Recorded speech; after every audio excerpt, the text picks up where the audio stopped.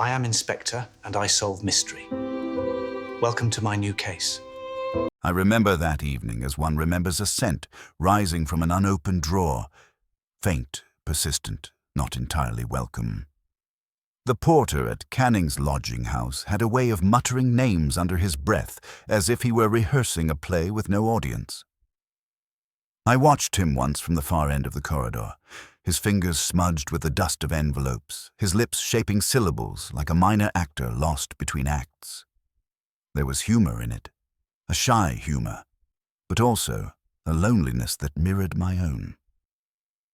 Outside, the rain had begun to drift across the college roofs, a thin diagonal veil over the yellowed stone. I sat later in the Randolph bar, the heavy carpet breathing up a smell of old wool and quiet ambition. The glass in front of me carried only a modest measure of whiskey, but its amber light trembled in the dark wood like a low note from an oboe. I had unfolded the Oxford Times, more for ritual than information. The headlines concerned a minor civic dispute over parking permits and an archaeological dig at Port Meadow. But my eye had fallen instead on the classifieds. Lost, a small brown notebook containing translations of obscure Latin poetry. Sentimental value. Reward offered. No address, only a post office box number, which to me was less an identifier than a mask. I traced the ad with the side of my thumb as if it might smudge. Translations of obscure Latin poetry, precisely the sort of thing to draw the curiosity of a man who had, in his time, fallen asleep over Horace and woken at dawn to an unfinished clue. The crossword that evening was not an easy one. It never is when the city grows damp and my thoughts begin to wander. Across the grid ran a phrase whose symmetry unsettled me. Ring once, death follows. The setter had left it at 9 letters. I toyed with possibilities, making small notations in the margin. Knell came to mind, then toxin, but neither settled properly into the intersecting words. It is remarkable how a clue can echo inside the skull, refusing both meaning and dismissal. I remember glancing up from the paper, catching the reflection of myself in the gilt-framed mirror behind the bar. A man a little older than he ought to be, collar slightly loosened, eyes not entirely sober but not yet drunk. In the mirror, the barmaid was wiping glasses with a linen cloth, her movements unstudied, the kind of person who remembers faces but never names. She asked if I needed another, and I shook my head. Her remark drifted back to me later, though at the time it seemed no more than politeness. She said it was a curious clue for a wet night. The porter's voice returned in memory as I sat there. His recital of residents' habits, the man in staircase B who always returned after evensong, the young woman who posted letters at odd hours, was like the rhythm of an old poem, irregular yet insistent. Sorting mail was his excuse, but I suspected he enjoyed the quiet taxonomy of lives more than the wages. He had paused when a thin blue envelope arrived without a return address. He held it to the light as though deciphering watermarks. A deduction, slight and perhaps meaningless, arrived then. The ad for the notebook and the misdelivered blue envelope had the same post office box number penciled faintly in the corner. I could not have proved it, yet my mind fastened on the coincidence as a rook fastens on a crumb. I wrote the number in my diary without comment. Outside the hotel window, the bells of St. Mary's were tolling the half-hour. Their sound entered the bar like a memory rather than a noise, muted by layers of rain and history. People moved through the lobby behind me, carrying umbrellas folded like wet wings. Somewhere a telephone rang. A brief, solitary note, cut short before the second peal. I felt it more than heard it. I folded the newspaper and slid it beneath the glass. The crossword remained unfinished, its grid resembling a small neglected garden. The clue still pulsed in my mind. Ring once, death follows. It was, I thought, a little melodramatic for an otherwise restrained setter. Yet Oxford has a way of making melodrama look scholarly. I left the bar without finishing the drink. The porter's mutter had followed me out into the drizzle like a faint refrain, and the bell in my head, though rung only once, had not yet stopped. Lewis had telephoned me early, his voice carrying that polite unease he adopts when the facts resist their boxes. He said there had been a death at Canning College, nothing in itself remarkable. An elderly classics tutor named Dr. Julian Carew found lifeless in his rooms shortly after matins. Natural causes, so far as the college nurse could tell. Yet there was a small peculiarity about a phone call. He hesitated over the word peculiarity, as if it might grow heavier in the telling. I walked through Broad Street before meeting him, the wet stones glistening like old pewter. Cyclists moved in a slow choreography, their wheels drawing faint halos in the puddles. The smell of early coffee and damp paper mingled at the corner kiosk. My mind, still fogged from an unfinished crossword, reached for the clue from the night before. Ring once, death follows.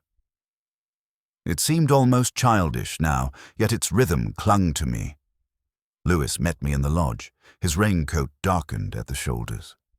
He spoke quietly, aware of the porter within earshot. The call to Dr. Carew's rooms, he said, had been placed from a payphone near the Botanic Garden at 8:15 the previous evening. The porter's log showed the tutor answering it himself. By morning, he was dead. I asked when the body had been discovered. Shortly after 7, said Lewis.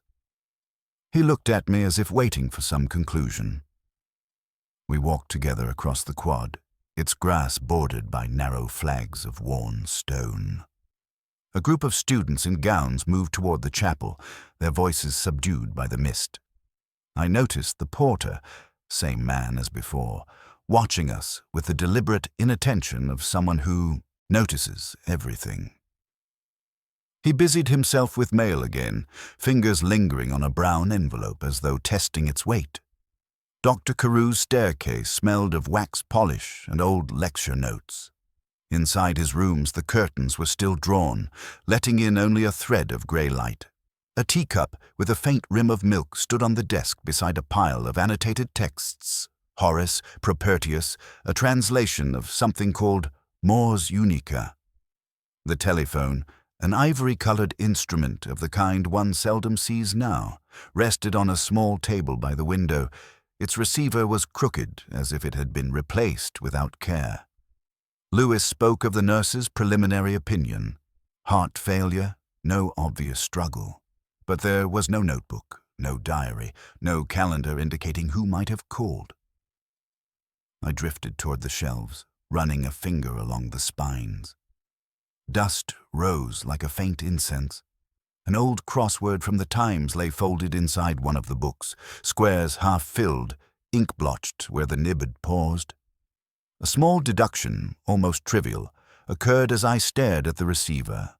The call had been made at 8:15, but Carew's watch on the desk, its crystal cracked, showed the hands frozen at 9. Whether it had stopped then or had been set deliberately, I could not yet tell. But the disparity lodged in my mind like a pebble. Lewis, noticing my gaze, murmured something about the college porters being thorough men. He had already asked who might have visited Carew that evening. Only a student messenger bringing up the post at 6. Nothing else recorded. I asked if he had checked the payphone. He nodded. No prints as expected, only a discarded bus ticket. He handed it to me without ceremony. The date printed faintly along its edge was the previous day. I stood at the window, drawing aside the curtain just enough to glimpse the quad below. The porter was still there, now conferring with a young woman whose face I could not see. Her posture suggested restraint rather than grief. I let the curtain fall back. The crossword clue returned once more. Ring once, death follows. Too neat, too theatrical. Yet Dr. Carew had been a scholar of such lines, and his final evening seemed arranged with a kind of grim symmetry. Perhaps only coincidence, perhaps not. I closed the telephone's receiver with a soft click, a gesture more instinct than necessity. Lewis asked what I thought. I told him only that the call had been made yesterday, the man had died last night, and between those two facts there was a distance someone had wanted us to overlook. He frowned, not yet seeing it. I did not press the point.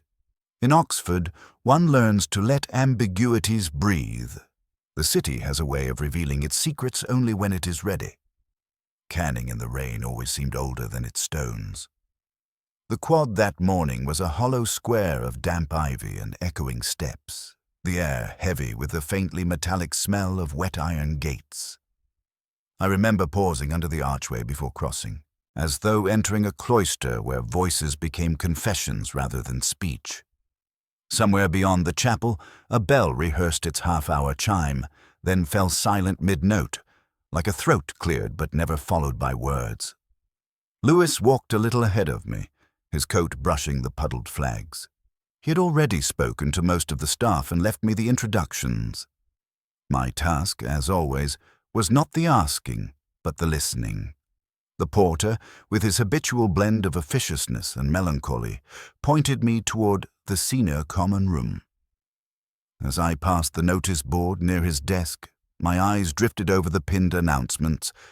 Lecture changes, a lost umbrella, an invitation to an evensong recital. Beneath them lay a typed condolence note about Dr. Carew's death. Its final line offered a quotation from Horace, but the Latin was wrong by a single verb, a shift so small it might have gone unnoticed. I felt it prickle like a faint draught through a closed window. Margaret Hale received me first. She was seated in an armchair whose upholstery carried the smell of dusted velvet. The room's tall window threw her profile into pale relief, all sharp cheekbone and contained fury. She spoke with the careful diction of someone who once trusted language but no longer its listeners. She said she had telephoned Dr. Carew several days earlier about the return of some notes. Nothing more. And she could not fathom why anyone would link her to his final evening. Her hands, pale against the dark fabric of her skirt, turned the stem of a coffee cup in small, deliberate rotations. When she asked if the police still believed in coincidence, she did not look at me. The chaplain, Reverend Silas Dean, came next. We met him in his rooms off the chapel corridor, a place smelling of stale incense and burgundy corks. His eyes held the polished courtesy of a man accustomed to absolution, his collar slightly askew.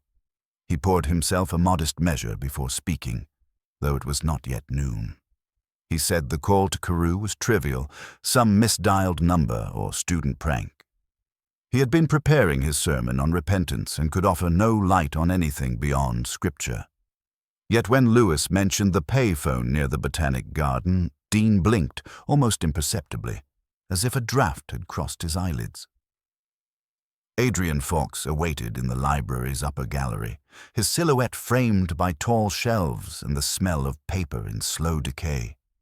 He was reading a slim volume of Propertius with the air of a man rehearsing for posterity. He offered condolences in a voice that was both soft and razor-edged, as though he had practiced it on himself. Carew, he said, had been a brilliant if erratic mind, but their disagreements were purely scholarly. The phone call? Trivial. He returned to his book with a finality meant to suggest dismissal rather than grief.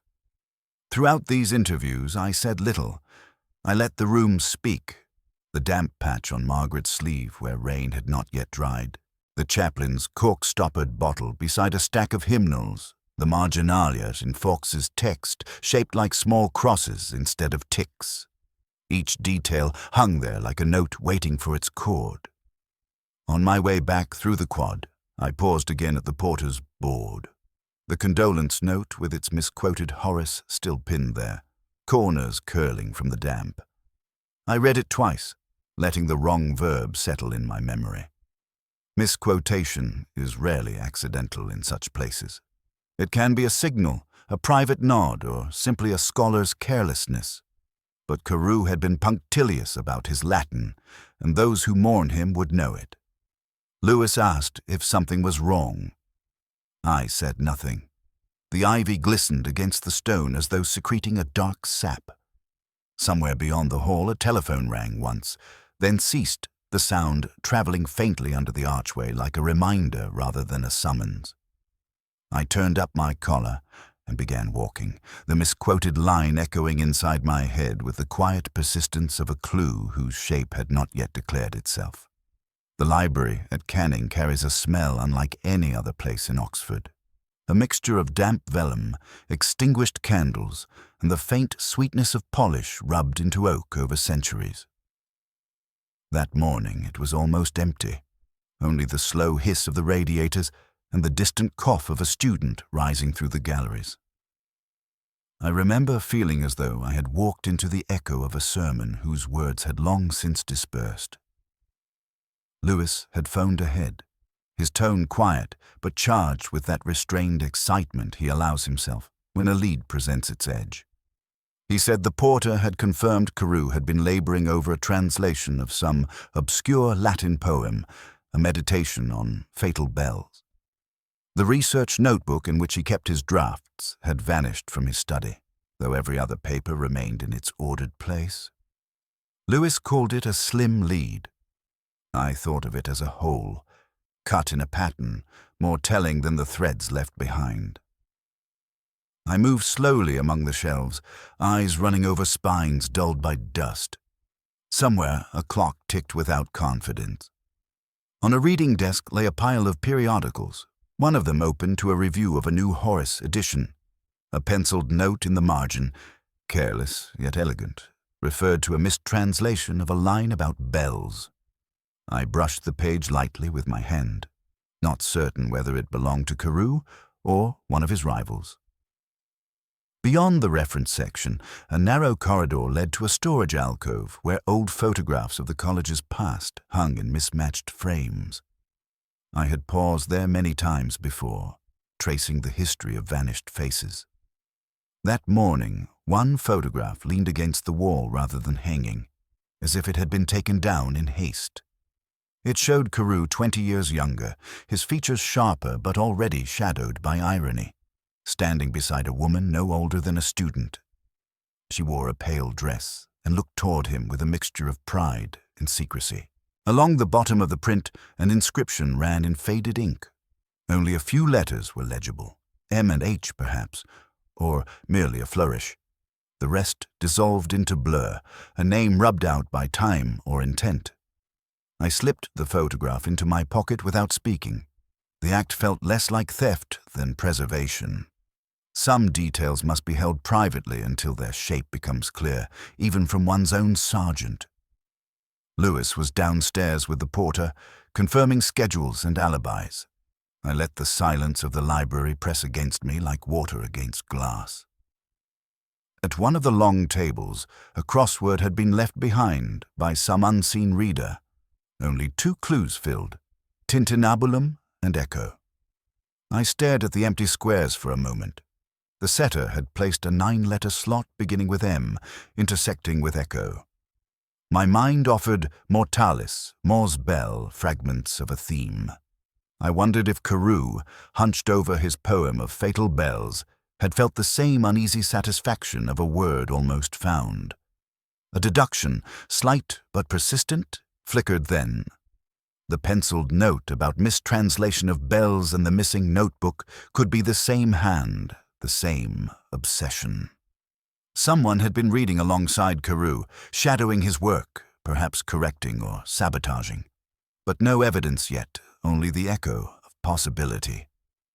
Rain tapped against the high windows, a sound like fingers drumming on an unanswered door. Dust motes shifted in the beam of a single lamp. I thought of the misquoted Horace on the notice board, of Margaret Hale's brittle composure, of Dean's blink at the mention of the payphone. All bells of a kind, each ringing once but refusing to stop in my mind. When Lewis finally returned, he spoke of nothing new. The porter had no knowledge of a notebook, only that Dr. Carew had become secretive these past weeks, locking drawers he had left open for decades. I nodded, saying little. In Oxford, one learns to keep certain findings in one's pocket. like a blurred photograph, until the time feels right to turn it over to the light. The rain had turned from a curtain into a fine mist by the time I crossed to the little cafe on Holywell where the journalist had agreed to meet me. It smelled of burnt toast and damp coats. A single bulb above the counter trembled faintly in its fitting. He was already seated near the window, a slim man with the tired posture of someone who writes about other people's lives, but seldom his own. He had a file open in front of him, its papers curled from the humidity. He began without ceremony. Carew had phoned him the night before, he said, hinting at a disputed will involving a former benefactor of the college. A story too delicate for print, but perhaps worth a whisper. He said Carew sounded agitated, his voice low, almost rehearsed. I asked him the time. He faltered, stirred his coffee, and said something about confused timing. His eyes slid toward the door as though expecting someone to enter. The retraction came in soft phrases. Maybe it was another evening. Maybe not Carew at all. Maybe a prank. His voice tried for indifference, but carried a thread of rehearsed caution. I watched his hands more than his words. They moved over the file in small defensive circles, like moths around a dim flame. He was covering for someone. Perhaps himself.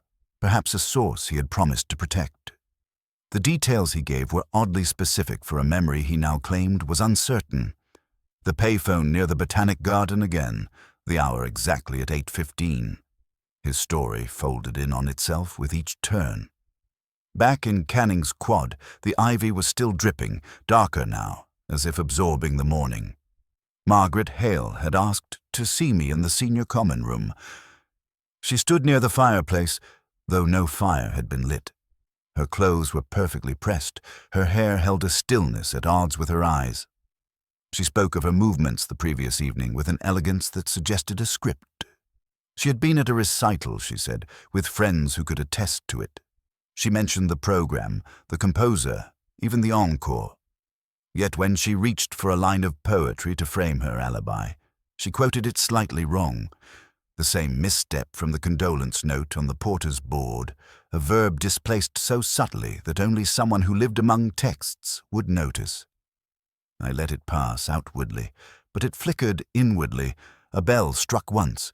She continued speaking, her voice measured, almost gentle. Carew had been a complicated man, she said. He could be generous, he could be cruel. She had known him long enough to expect nothing and everything. Her hands clasped behind her back in a posture of quiet defiance. She asked if the police believed in coincidences. I replied that Oxford thrived on them, but that did not make them innocent. She smiled without warmth. After she left, the room seemed to retain her perfume, something faint and green, like cut stems. Lewis entered a moment later, carrying a slip of paper from the porter.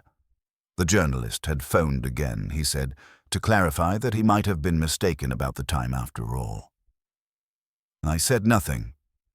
Outside, the chapel bell sounded a dull quarter hour, muted by distance. A crossword from the morning's Times lay on the side table, left behind by some fellow of the college. My eye drifted to a clue. 9 letters. Silent witness to a will. Without thinking, I wrote in codicil with my pencil, though it did not quite fit the spaces. I stared at the word until the letters seemed to loosen. It was a small deduction, not yet a conclusion, but enough to tilt the pattern. The journalist's selective amnesia, Margaret's rehearsed recital, the misquoted poem, each a note from the same minor key. The college, for all its damp ivy and polished brass, had begun to sound like an instrument tuned to deceit. I left the room quietly, the slip of paper still in my hand. The corridor creaked underfoot, the smell of books following me like a soft accusation. Somewhere, behind me, a door closed with the faintest echo, as if sealing something in. I remember that evening with a kind of double vision, as if 2 theaters had been superimposed upon one another, the opera house and the case itself. The auditorium was a darkened hive of velvet and low coughs. Rain pressed faintly at the high windows, so that the chandeliers trembled like trapped light. I had come not for diversion, but because patterns sometimes reveal themselves where music leaves them no escape. Tosca was halfway through its first act, the soprano's voice rising like a blade drawn slowly from a sheath. Across the aisle, Adrian Fox sat with a woman I did not know, his profile caught in the gold glow like a coin stamped with two faces. During a pause in the orchestra, he leaned toward her. I could not hear everything, only a phrase sliding through the hush. Phone call rehearsal. The words settled into me with a weight out of proportion to their syllables. He was speaking lightly, even with a smile, but his fingers drummed the program in a rhythm that did not match the music. I jotted a cryptic cross-reference into my notebook without lifting my eyes. Just 3 words: rehearsal, bell, payphone. The act felt like a secret annotation in a marginal text. Around me the audience shifted, programs rustling like wings. The baritone's next line arrived drowned in my own thoughts. A staged call, a misquoted poem, a missing notebook. Pieces beginning to rhyme. At the interval, I did not seek Fawkes out. I watched him instead from a distance as he ordered wine at the marble counter. He spoke easily to the barman, but there was a stiffness at his shoulder, a minute hesitation when asked red or white. He chose white, a minor defiance of habit. The woman beside him laughed too quickly at something he said. Their laughter drifted back to me like echoes from a stone stairwell. Later, back at Canning, the corridors were thick with a hush particular to colleges after dark. Old timber flexing, the smell of extinguished candles. Lewis had been questioning a college servant, a man with a pale face and hands stained faintly with brass polish. We stood with him in the stairwell outside Carew's rooms, the stone steps cold through our souls. He said he had seen Margaret Hale there hours before the call was logged, standing by the landing window as if undecided. She had left alone, he swore, descending quickly, no one following.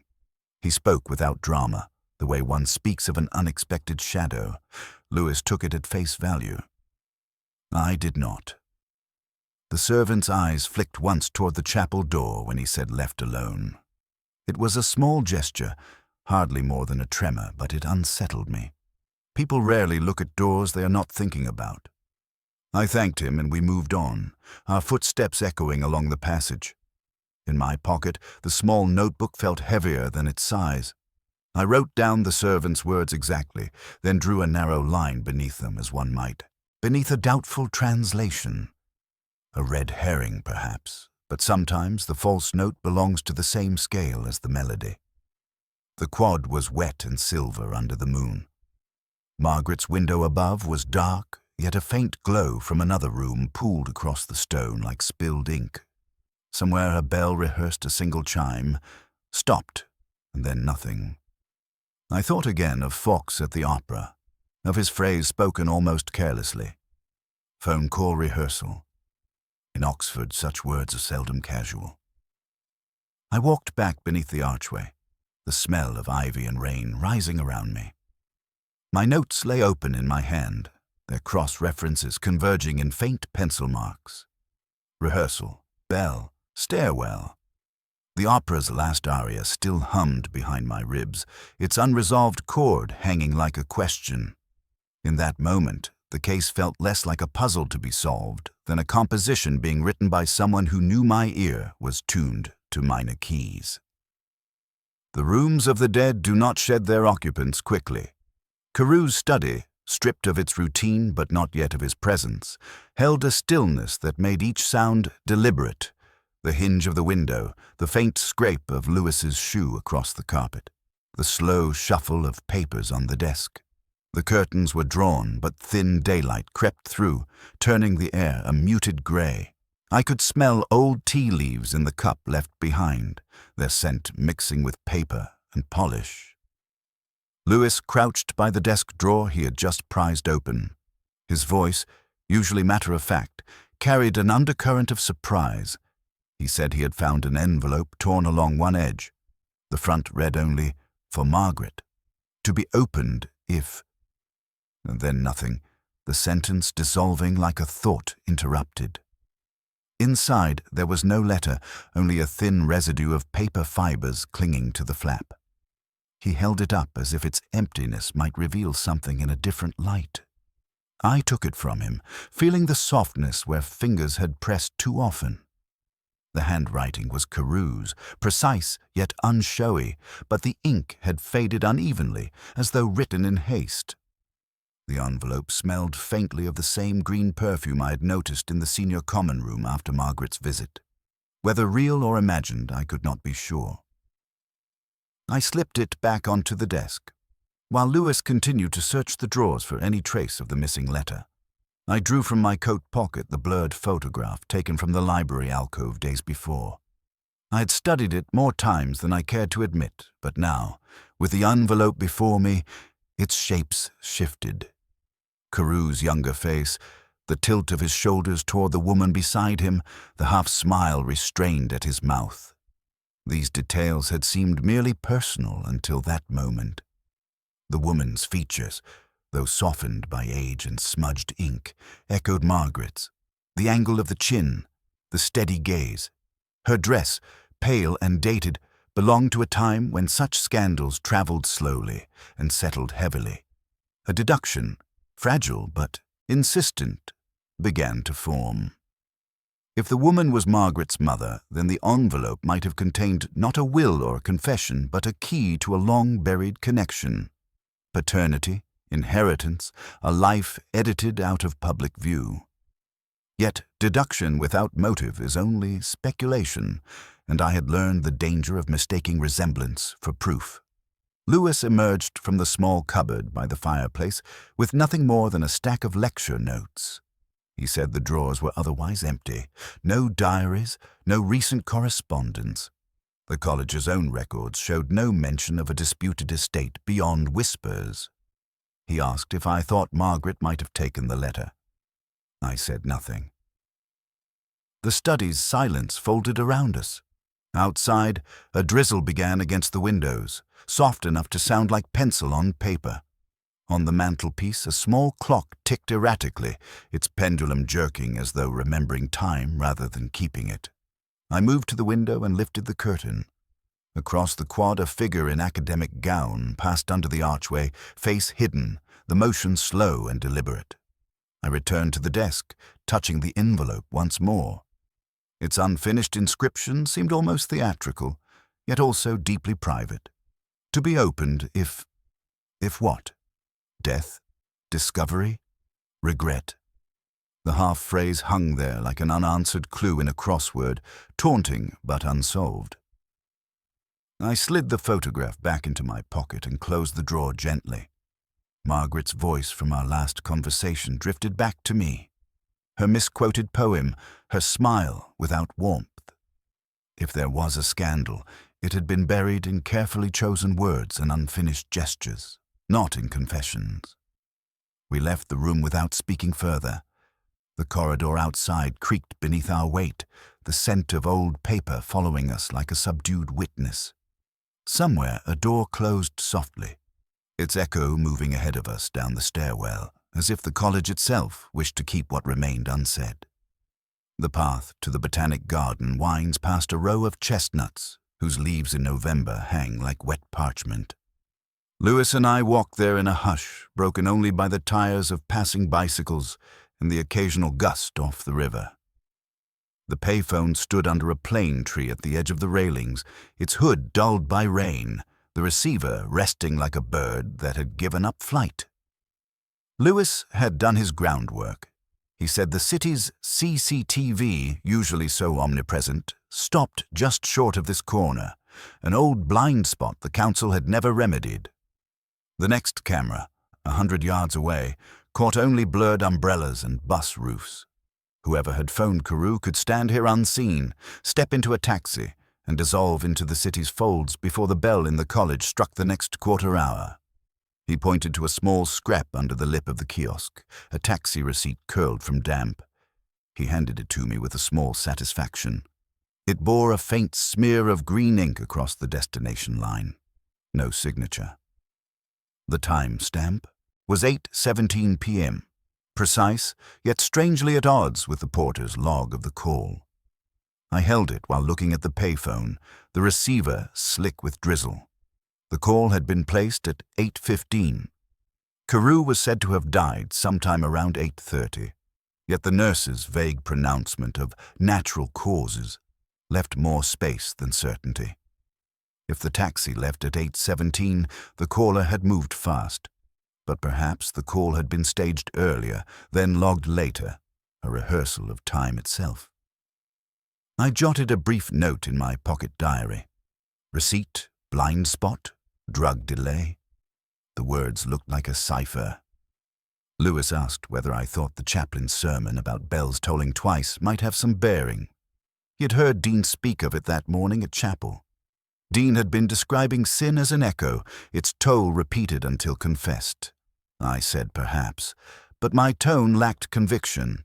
In truth, the phrase had lodged in me an unwelcome refrain. Bells tolling twice, a life signaled twice, a death rehearsed, but no line yet from echo to act. Rain darkened the paper in my hand. I folded the receipt and placed it in my coat. Across the street, a cafe window glowed with steam and soft voices. A young couple sat inside, heads bent toward a crossword. I glimpsed a clue upside down through the glass. 9 letters, second chime. My mind dulled by the damp supplied reverber. No, repetition. No answer would fit. I looked away, unsettled by coincidence, aware that my own puzzle refused its shape. Back at Canning, the quad smelled of wet stone and extinguished candles. Dean's sermon still clung to the notice board in a typed sheet, his words about bells tolling twice set out like a poem. He greeted us on the stair, his collar faintly askew, eyes reddened from wine or prayer. He asked whether the investigation had moved forward. I said only that nothing rings once without leaving an echo. He smiled as though at a private joke, then excused himself for vespers. In Carew's empty rooms, the clock on the mantel ticked with hesitant strokes. Lewis went over the nurse's timeline again, trying to tighten it, but the hours resisted their brackets. I sat at the desk where the torn envelope had been found, my fingers tracing the grain of the wood. A delayed drug, digitalis perhaps, or something subtler, could allow a call, a visit, a departure, and a death hours later disguised as nature. But speculation without a thread leads only to knots. Outside the window, the chapel bell rang once for the half hour. Its sound entered the room like a question, soft yet insistent. I felt again the taxi receipt in my pocket, its ink smudged but its time stamp clear. The call's timing, the presumed hour of death, the sermon about repeated tolls, all fragments of an unseen score. I wrote one last line in my diary before closing it. Not twice, but between. Then I rose, leaving the desk as we had found it. The corridor creaked underfoot, and the smell of rain followed us out into the quad, where the ivy gleamed like dark metal, and the bell for the moment stayed silent. Night had pressed itself against the city like dark ink soaking through paper. My rooms were quiet except for the radiator's intermittent sigh and the faint click of rain at the window. I had poured myself a modest measure of whiskey, not enough to cloud thought, only to slow its edges, and spread the crossword across the table as though it were an old map whose coastlines I had traced 1,000 times without noticing the island hidden in the crease. The grid was mostly filled now, though my pencil hovered over the center where a 9-letter space had resisted me for days. A clue set in Latin, vox una heri, silentium hodie. Yesterday's ring, tonight's silence. The translation arrived not as revelation, but as something long familiar, like a melody returning after the orchestra has fallen silent. I wrote it in slowly, the pencil pressing harder than necessary. Beneath it, I drew a small circle, a private mark I had used for years when a pattern at last declared itself. The phrase reached back through every detail of the case. The payphone under the plane tree, the missing notebook, Dean's sermon about bells tolling twice. A staged call, a misquoted Horace, a rehearsal of time itself. I leaned back, letting the whiskey coat my mouth. Outside, a bicycle passed under the street lamp, its wheels making no sound on the wet road. The silence of Oxford after midnight carries its own form of testimony. The photograph of Carew with the blurred young woman lay beside the crossword. In the dim light, her gaze seemed more direct, as if challenging my hesitation. I thought of Margaret Hale quoting the poem slightly wrong, her hands folded too neatly as she spoke of her alibi. I thought of Fawkes at the opera, murmuring phone call rehearsal as if the phrase belonged to an inside joke. Each fragment had been sitting there, unconnected, like pieces of a puzzle deliberately scattered to suggest an innocent pattern. I opened my notebook and ran through the timeline once more. The call logged at 8:15. The taxi receipt time-stamped 8:17. The nurse's vague estimate of death at 8:30. The chaplain's blink at the mention of the payphone. Each fact alone unremarkable, together a chord waiting for its resolution. Someone had dialed Carew earlier from the blind spot, created the impression of a call at a later hour, then walked through the college's familiar corridors to finish the act in private. A rehearsal indeed, timing practiced until it became truth. Yet even as deduction tightened its net, it left a hole in its center. The motive, the blurred woman, the unsent letter, the perfume of cut stems, all hinted at scandal, but refused confession. Without that center, the pattern remained only a shape traced on water. I poured another inch of whiskey and let the glass rest against my palm. The radiator hissed once, then went quiet. Rain deepened on the sill. In the crossword, a final down clue caught my eye. Silent witness to a staged scene. 4. Without thinking, I penciled prop into the squares. It fitted neatly, though perhaps too neatly. I closed the newspaper and sat for a long time with the pencil between my fingers. The city beyond the window was dark, but not asleep. Somewhere, a bell rehearsed a single note and stopped, leaving only its echo. In that echo lay the shape of the case, and perhaps of something more private, the recognition that every alibi is a kind of performance, every confession a version of rehearsal. I made a final note in my diary. Not yesterday's ring, but tonight's silence. Then I turned out the lamp. The crossword lay on the table like a completed score, though its music had not yet been played. The chapel at Canning held a half-light that evening, a thin violet spilling from the stained glass and pooling along the pews like diluted ink. Incense lingered faintly from some earlier service, mingling with the odor of rain-soaked stone. My footsteps echoed up the aisle in slow intervals, the sound of a man approaching something he has known for days, but not yet named. Margaret was waiting near the lectern, her back to me, head tilted as if listening to an inaudible hymn. She turned only when I reached the front row. Her expression was composed, but not calm, a still surface with a restless current beneath.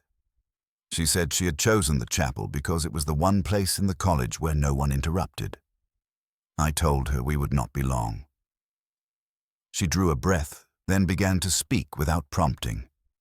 She had confronted Carew about the notebook.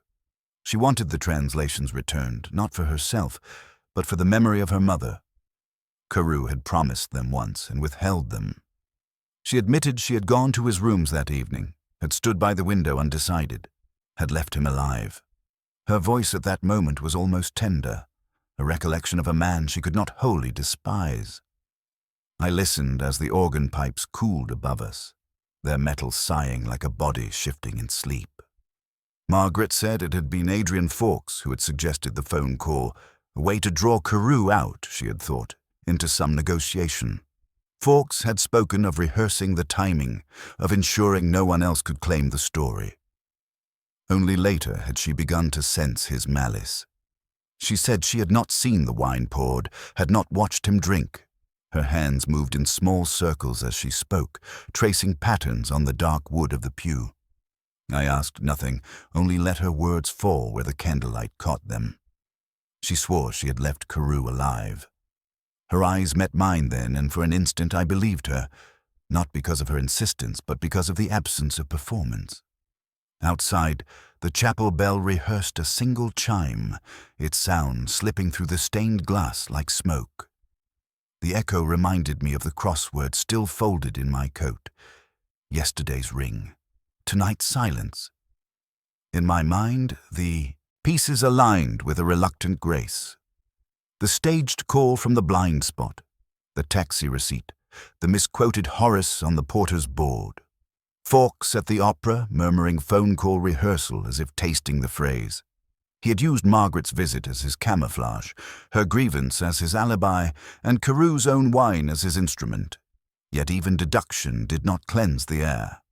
The chapel remained heavy with something unspoken, a residue of older secrets. Margaret's confession was less a key than a door left ajar.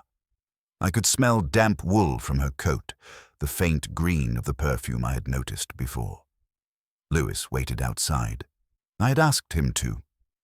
Margaret stood now with her hands resting lightly on the lectern. She asked if this was enough to clear her.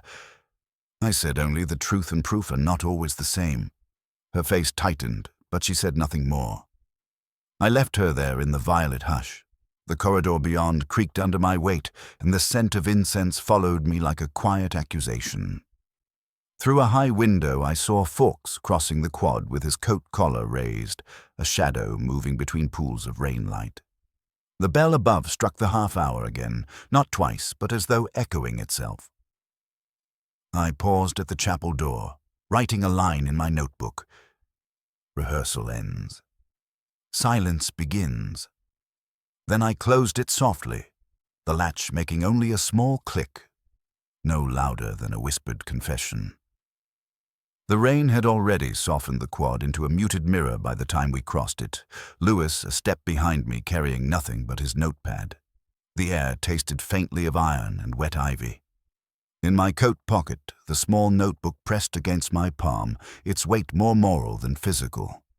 I had found it an hour earlier, tucked between two cracked volumes of Horace in the upper gallery of the library, as though it had slipped back into the shelf seeking its parent text. Its leather cover was stained at the corners where fingers had lingered, and inside, Carew's handwriting ran with a steadiness that had outlived his heart. I asked that Fawkes meet me in one of the college's lesser rooms, a disused tutorial chamber smelling of chalk dust and extinguished fires. The window there overlooked nothing but a slate roof, giving no distraction. He arrived in silence, his coat damp at the shoulders. He did not sit. Lewis closed the door softly behind him, his expression neutral but watchful. I placed the notebook on the table and opened it to the final page. Carew's script was tight, economical, as though he knew the paper might run out before his time. The last lines were not in plain Latin, but in a cipher of initials and interlaced words, a private pattern built from Horace's own meters. It had taken me a night's reading to unpick enough of it to understand. Beneath the surface of translations and commentary lay an accusation of plagiarism. Fawkes had been lifting Carew's work for years, reshaping it as his own, preparing an edition whose scholarship was stolen. The notebook did not accuse in English. It implied in code, leaving only one reader alive who could feel the blade. Fawkes stood very still as I turned the page toward him. He read without touching it, his face scarcely moving except for a small tremor at the corner of his mouth. I said nothing. He murmured that Carew had left him no choice, that the man had hoarded texts, belittled his efforts, stolen his ideas first. His voice carried no heat, only a quiet erosion. He said it had been meant as a warning, not as an ending. His hands hung at his sides, open and pale, like a student waiting for a grade he already knew. Lewis shifted slightly, his pencil poised above the blank page of his notebook, but making no mark. He looked at me as if waiting for a cue, but I gave him none. Fawkes's confession, if that was what it was, unfolded more in the silences than the words. He spoke of jealousy as though it were a weather pattern rather than a sin. He said he had poured the wine himself, that he had rehearsed the call only to prove a point. Then he stopped. No plea, no collapse, only the slow settling of shame where defiance had been. I found my eyes drawn to the carved lintel above the fireplace, a Latin inscription half erased by soot. In silentio veritas, it read faintly. Truth in silence. I traced it with my gaze as though it might hold some lesser clue. In the quiet, I felt not triumph but a dull weight, as if the elegance of the puzzle had hidden only a petty theft and a mean revenge. Lewis glanced at me, sensing perhaps the disappointment in my stillness. He had always assumed I relished the solving. He did not see that the beauty of the clue was not enough to redeem the squalor of its cause. The chapel bells outside began a slow toll for the hour, each note dampened by rain until it resembled a heartbeat under cloth. I closed the notebook gently and slid it back across the table. Fawkes did not reach for it. His eyes stayed on the inscription above the hearth, lips moving once without sound. Lewis wrote a single line at last, the scratch of his pencil oddly loud in the hush. I rose, not from victory, but from fatigue, and the room's boards creaked as though echoing a confession none of us wished to hear. Evening prayers at Canning thinned the air into something weightless, a hush shaped by centuries of murmured responses. That night, the quad lay emptied of footsteps, its gravel darkened to graphite by the earlier rain. The chapel windows glowed faintly, then dimmed as the candles were snuffed one by one. It was the first time since Carewe's death that the college had felt undisturbed, yet the quiet was not peace so much as a pause after a long note. I walked alone beneath the archway, my coat heavy with damp. The case was closed, the statements taken, the necessary papers signed. Fawkes had gone without spectacle. Margaret had returned to her rooms, carrying her brittle dignity like a fragile heirloom. Lewis had left for home, with a nod. That was almost an apology. I remained, though there was no reason to. The payphone stood where it had always stood under the plane tree by the railings, its hood reflecting the last smudge of daylight. Drops of water clung to the receiver like small unspoken words. I paused before it, imagining the ring that had begun all of this. A single peal that might still be traveling somewhere, unheard. In my mind it rang once more, not loud but insistent, as if rehearsing a call that would never be answered. I thought of the crossword folded in my pocket, the clue that had revealed the Latin title, Yesterday's Ring, Tonight's Silence.